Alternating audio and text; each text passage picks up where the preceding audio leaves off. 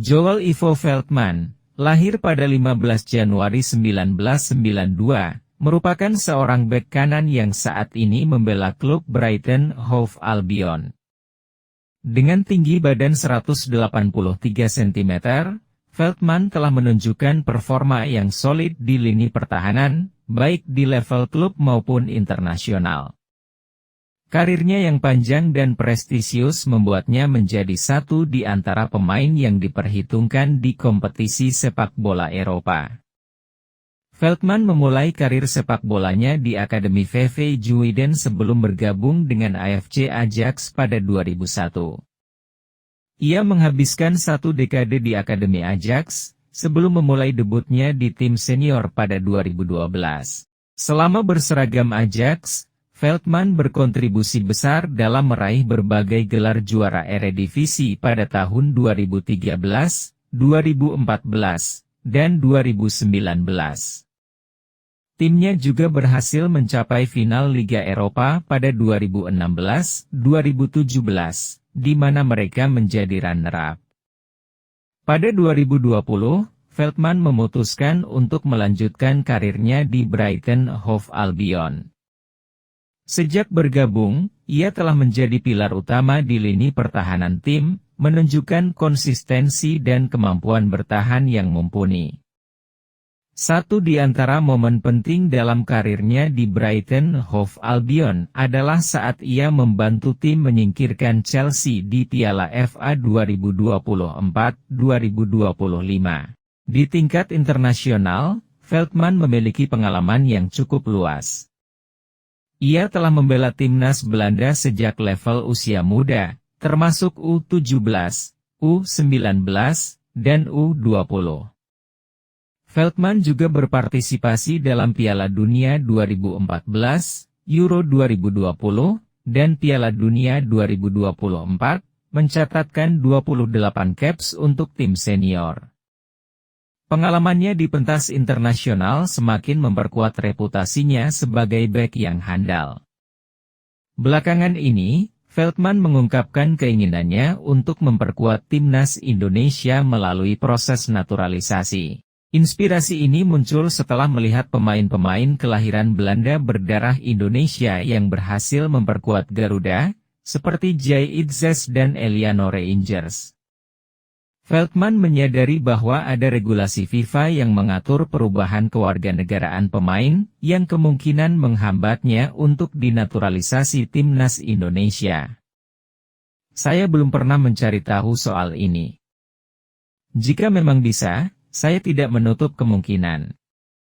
Mungkin saya harus mencari tahu sendiri, ujar Joel Veltman dinukil dari media Belanda, Voetbal Primeur. Ada aturan yang harus dipatuhi. Seingat saya, seorang pemain bisa berganti tim nasional jika tidak bermain dalam pertandingan internasional selama 2 tahun. Saya terbuka untuk itu, dan saya akan bangga bermain untuk timnas Indonesia. Saya benar-benar serius dengan hal ini, tutur Veltman.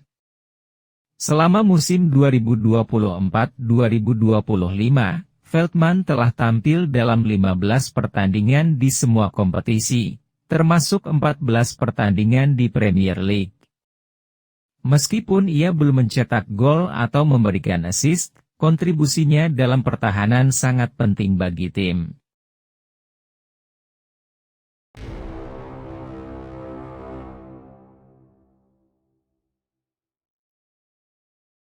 Kabar buruk menerpa Australia menjelang melawan timnas Indonesia di putaran ketiga kualifikasi Piala Dunia 2026 zona Asia.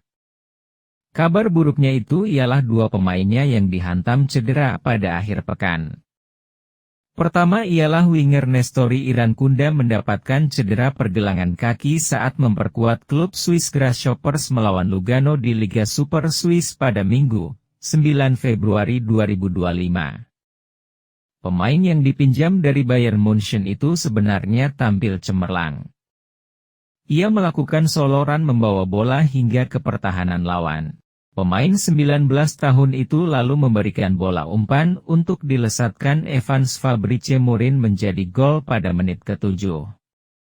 Akan tetapi pada menit ke-36, Irankunda ditarik keluar karena cedera lalu digantikan oleh Thomas Veronlupi. Melansir dari News, Irankunda akan menjalani pemindaian untuk menentukan tingkat keparahan cederanya.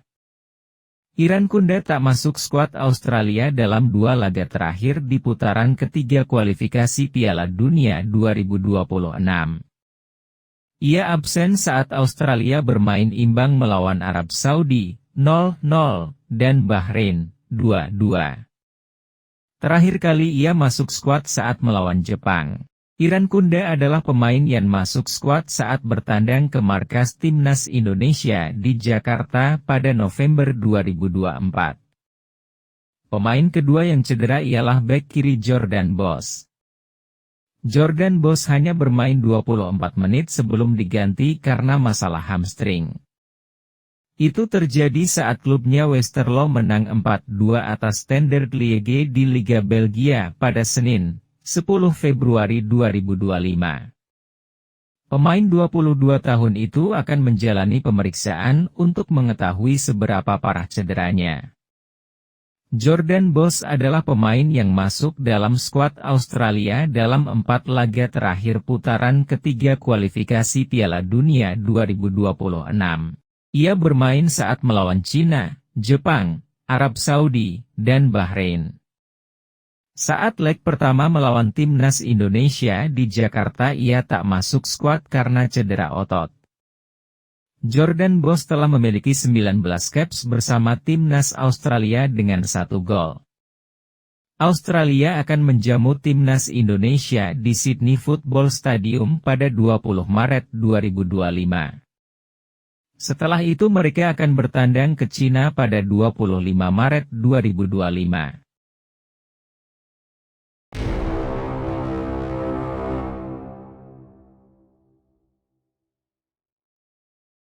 Patrick Kluivert mencoret 3 pemain keturunan andalan Timnas Indonesia era Sintayong.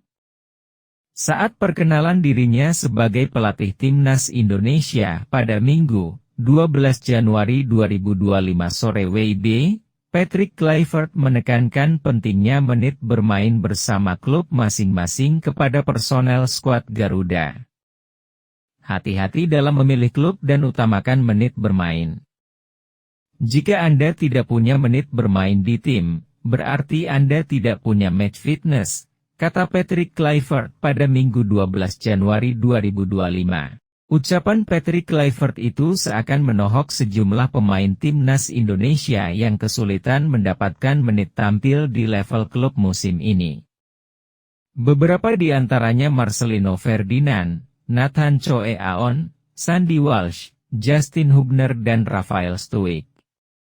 Untuk Sandy Walsh, ada potensi pesepak bola 29 tahun ini mendapatkan menit tampil yang lebih banyak dimulai dari pertengahan bulan ini. Sebab, ia baru saja hengkang dari Liga Belgia, KV Mechelen, ke Liga Jepang, Yokohama F. Marinos, yang mana level kompetisinya lebih rendah. Untuk Marcelino Ferdinand, sekalipun baru sekali bermain bersama tim senior Oxford United musim ini, Patrick Kluivert seakan memberikan angin segar kepada pesepak bola 20 tahun tersebut. Patrick Kluivert menyebut Marcelino Ferdinand sebagai pemain bertalenta dan itu terlihat dari keberhasilan ex-pemain Persebaya Surabaya itu 2 kali membobol gawang Arab Saudi. Posisi Hubner dalam posisi tak aman, kondisi agak pelik justru dialami Nathan Choe Aon, Rafael Struijk dan Justin Hubner. 3 pemain keturunan andalan era Sintayong.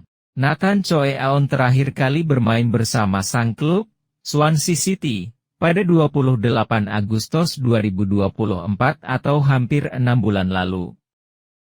Rafael Struijk memang sudah mencatatkan 9 penampilan bersama Brisbane Roar musim ini.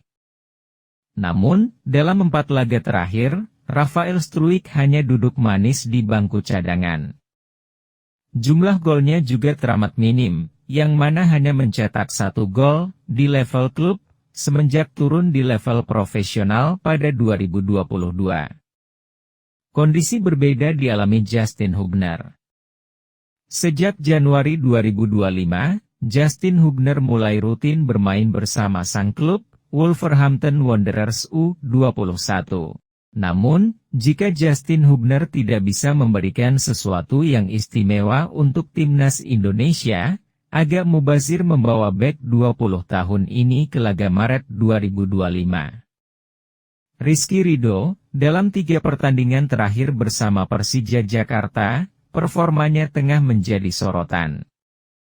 Macan Kemayoran bahkan kebobolan 7 gol dalam 3 pertandingan terakhir, yang dilalui di Liga 1 2024 hingga 2025. Persija ditahan imbang 3-3 oleh Persis Solo, kemudian bermain 2-2 saat menjamu PSBS Biak, dan terakhir takluk 1-2 dari Dewa United. Bahkan, dalam pertandingan terakhir kontra Dewa United pada Sabtu lalu, dia melakukan pelanggaran yang berujung penalti. Menariknya, penampilan Rizky Ridho dalam 2 laga terakhirnya kontra PSBS Biak dan Dewa United justru disaksikan langsung oleh Patrick Kluivert. Waduh!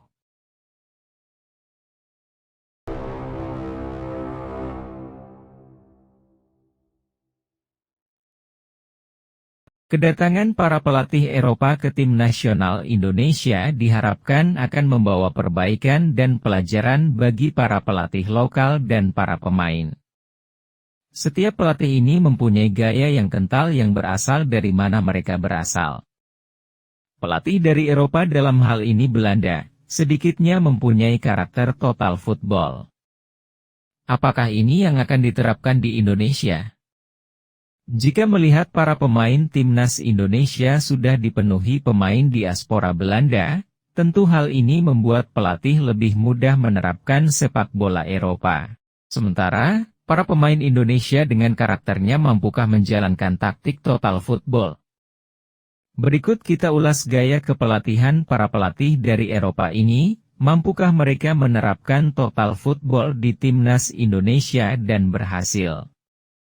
Perbandingan gaya kepelatihan Denny Lanzat dan asisten pelatih Timnas Indonesia. Timnas Indonesia saat ini berada di bawah arahan Patrick Kluivert dengan dibantu oleh beberapa asisten pelatih, termasuk Denny Lanzat dan Alex Pastoor. Kehadiran mereka bertujuan untuk membantu Timnas Indonesia dalam perjuangan menuju Piala Dunia 2026.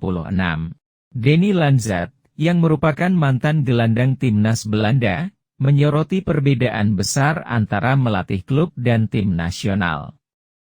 Menurutnya, waktu persiapan di tim nasional jauh lebih singkat dibandingkan dengan klub, sehingga intensitas latihan harus lebih tinggi. Ini menjadi tantangan tersendiri bagi Lanzat dan rekan-rekannya dalam merancang strategi dan taktik yang efektif. Sebagai asisten pelatih, Lanzat dikenal memiliki pengalaman bekerja dengan pelatih ternama seperti John van den Brom dan Pascal Jansen. Ia juga memiliki keunggulan dalam memahami budaya Indonesia karena garis keturunannya dari Maluku. Kedekatan ini membantunya berkomunikasi lebih baik dengan para pemain lokal dan menciptakan kesatuan dalam tim. Sementara itu, Alex Pastoor juga menjadi perhatian dalam tim kepelatihan Kluivert. Di Belanda, keputusan Kluivert memilih Pastoor sebagai asisten pelatih sempat mengejutkan publik, karena banyak yang menilai Pastoor lebih pantas menjadi pelatih utama. Meskipun informasi tentang perbandingan gaya kepelatihan para asisten pelatih Timnas Indonesia masih terbatas, jelas bahwa Lanzat membawa pengalaman dan pemahaman budaya yang dapat membantu tim berkembang. Dengan dukungan Kluivert dan staf kepelatihannya, harapan untuk meningkatkan performa Timnas Indonesia di pentas internasional semakin terbuka.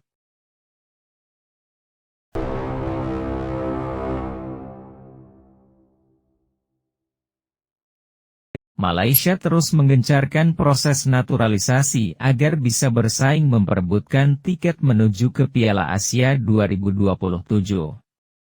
Kabar tersebut dikonfirmasi dari pernyataan pemilik Johor Darul Takzim, Tunku Ismail Idris. Johor Darul Takzim mengisyaratkan bahwa dua bintang Liga Malaysia bakal menjalani proses naturalisasi menjadi warga negara Malaysia. Dua nama tersebut adalah Bergson da Silva dan Manuel Hidalgo.